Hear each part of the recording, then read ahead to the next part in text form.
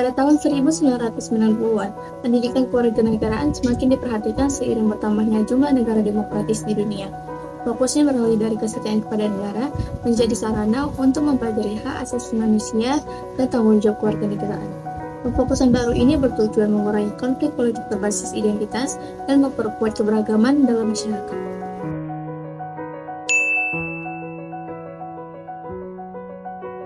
Salah satu pilar utama demokrasi adalah pemilihan umum yang memberikan kesempatan kepada masyarakat untuk turut serta dalam proses pengambilan keputusan.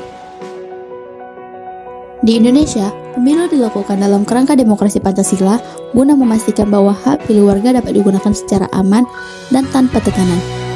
Namun, pengalaman dari pemilu tahun 2014 dan 2019 mengalami berbagai tantangan seperti kampanye negatif dan politisasi agama.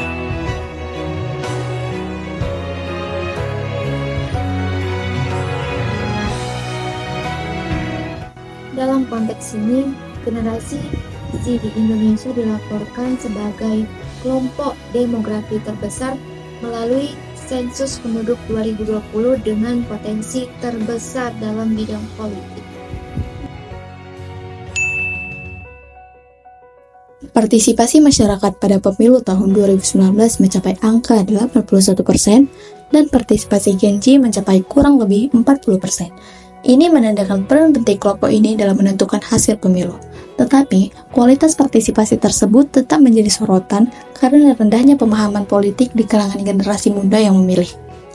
Oleh karena itu, pendidikan kewarganegaraan yang didukung oleh media sosial menjadi sarana yang vital untuk mencapai peranan penting dalam membentuk kesadaran politik. Karena, Gen Z sangat mengandalkan media sosial sebagai sumber informasi utama mereka. Di video ini, kami harap generasi muda dapat memahami pentingnya partisipasi politik yang aktif dan bermakna dalam pemilu.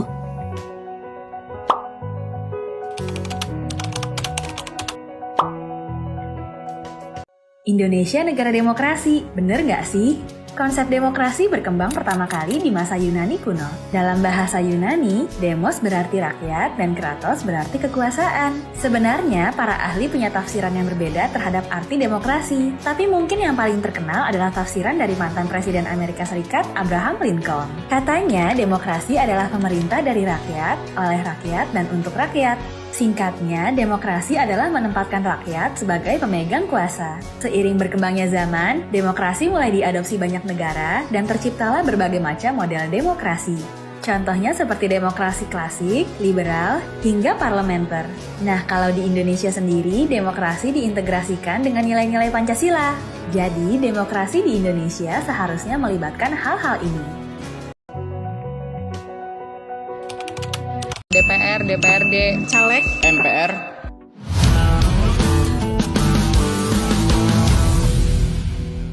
Nama saya Randy Lorenzo, Sistem Informasi, FTI. Kansa Sabita dari Fakultas Desain Kreatif dan Komunikasi. Nama aku Syafika Rasya Augustin, dipanggil Rasya.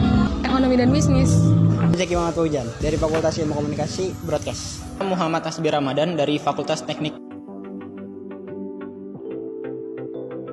Demokratis, musyawarah, politik.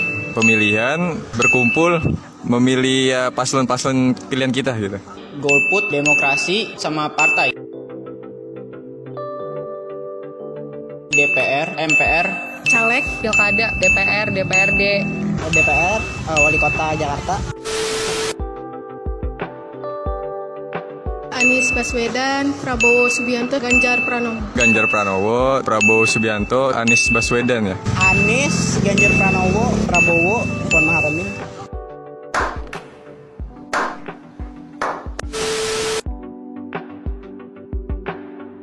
Oh pastinya saya ikut. Iya, ikut. Ikut nyoblos. Ikutan. nyoblos lah. Peduli banget. Peduli. Untuk diri saya sangat peduli karena itu bisa berpengaruh kepada negara kita gitu. Peduli sih. Karena pemilu itu untuk masa depan pemimpin Indonesia yang lebih baik lagi. Kepeduliannya lebih ke mana ya?